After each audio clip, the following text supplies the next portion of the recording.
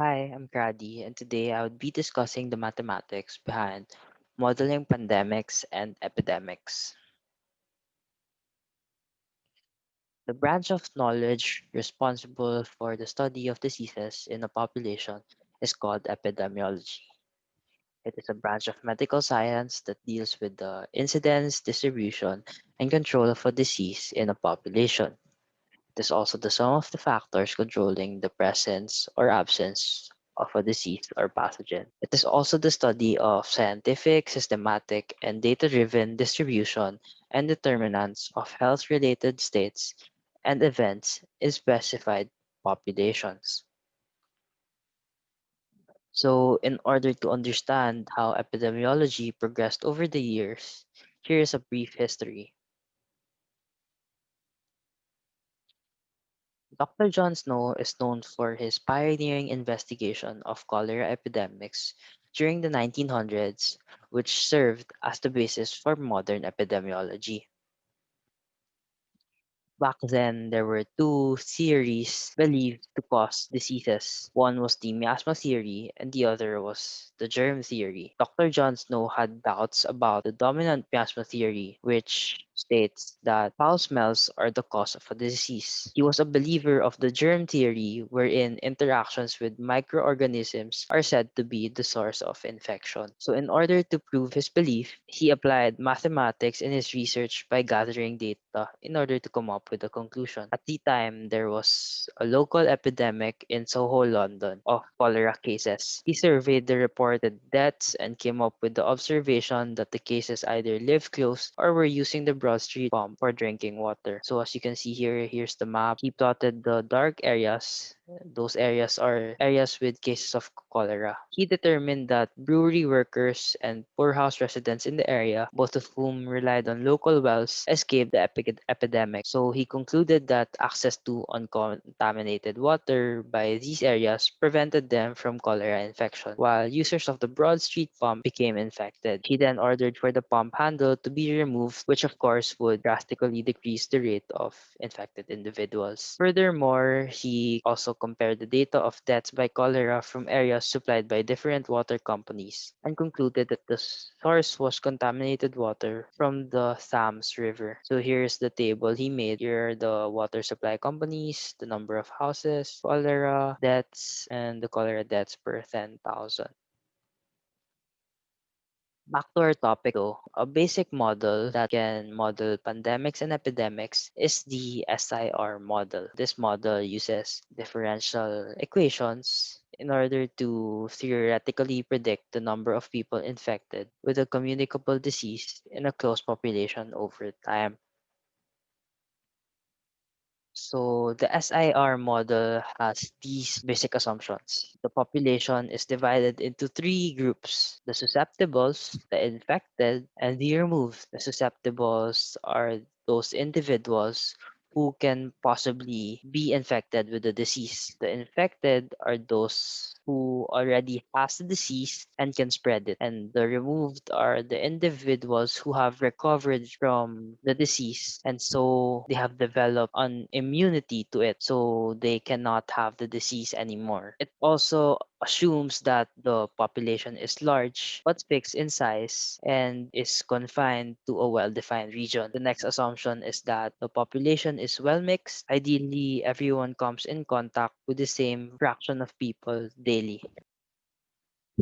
Here's how it works. The number of susceptible people are infected at a constant rate A. A is known as the contact rate, which you can get by multiplying the constant B and C, or just by using this equation. So the number of adequate contacts over the number of infected times days of the infectious disease. So C is the average total number of contacts per infectious person. Once they are infected, they would now recover at constant B, which is known as the recovery rate. You get the recovery rate by dividing 1 over the number of days it takes for a person to recover from the illness. So let's say it takes 11 days for the person to recover, then that is the rate of recovery. And so once they have recovered from the disease, they develop an immunity to it, which then they transfer to the removed group. So as I've said, the susceptibles are infected at a constant rate A and then recover at the constant rate B. Lastly, it ends up being that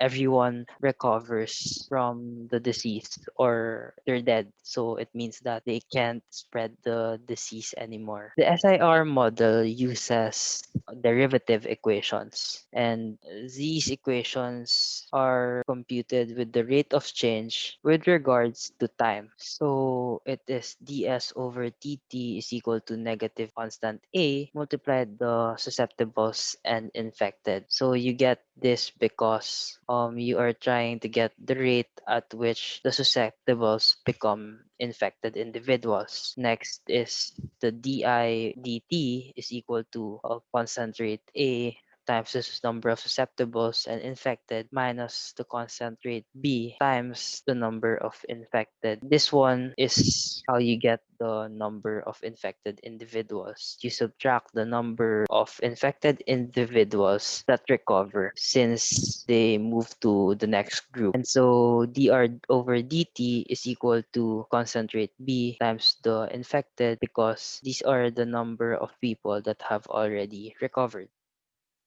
So the process of how the SIR model works is very similar to how challenges in social media go viral. An example would be a TikTok challenge known as Me and My Jowa challenge. So here, let's play it. Wah! Me and my jowa. Wah! Uuwi na siya. Uuwi na siya. Wah! Magkahanap ng iba.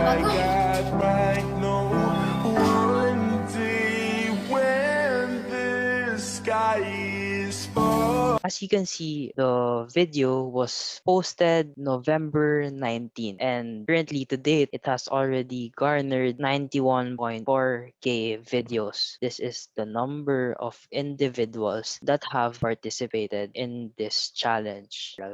Wah! Me and my jowa. Wah! Uuwi na siya. Uuwi na siya. Wah! Magkahanap ng iba.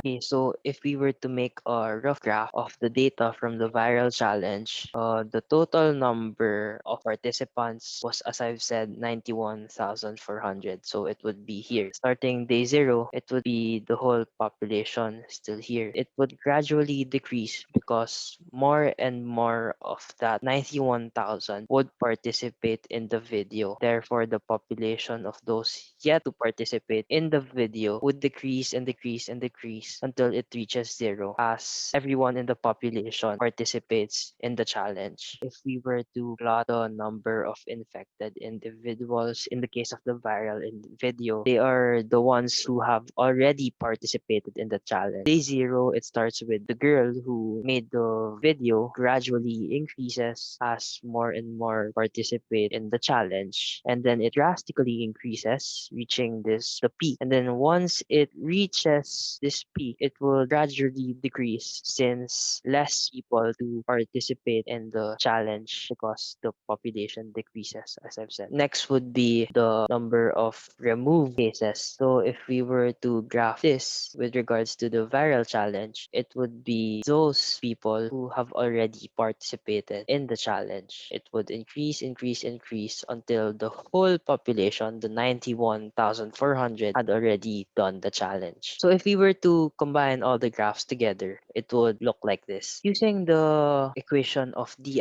dt, there would be many equations that can be derived from this. One important equation that can be derived is the infection rate, which is equal to R naught is equal to the constant A times the number of initial susceptibles over the recovery rate. So what this means is that we can decrease the infection rate of a disease by decreasing the constant A, or the transmission rate. Transmission rate can be decreased by washing your hands or by staying at home and avoiding contact, while the number of susceptibles, or the number of people that can possibly get infected by the disease, can be decreased by making them immune. If you vaccinate them, then the number of susceptible people will decrease. The recovery rate, you cannot really tweak this because this is a set amount of time it takes for a person to recover from a disease. Another equation that we can imply using the di over dt equation is this one. We can see here that exponential growth equation can be used in projecting the number of individuals infected. Here is a real life example of how exponential growth happens. So as we can see here, this is a logistic curve. If we were to apply a linear progression here, or a straight line, we could see that in a matter of around every 28 to 30 days, there is an increase of 100k mark. So from July to August 26, there was 100,000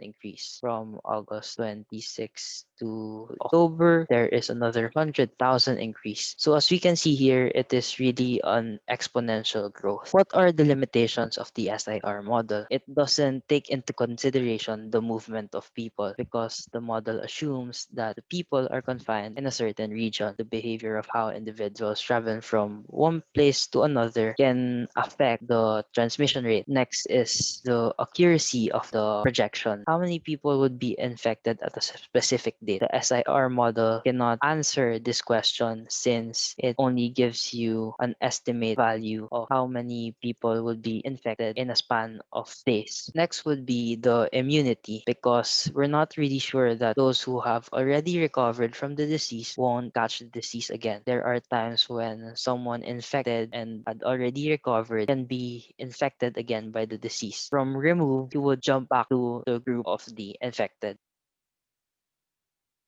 So thank you very much for listening.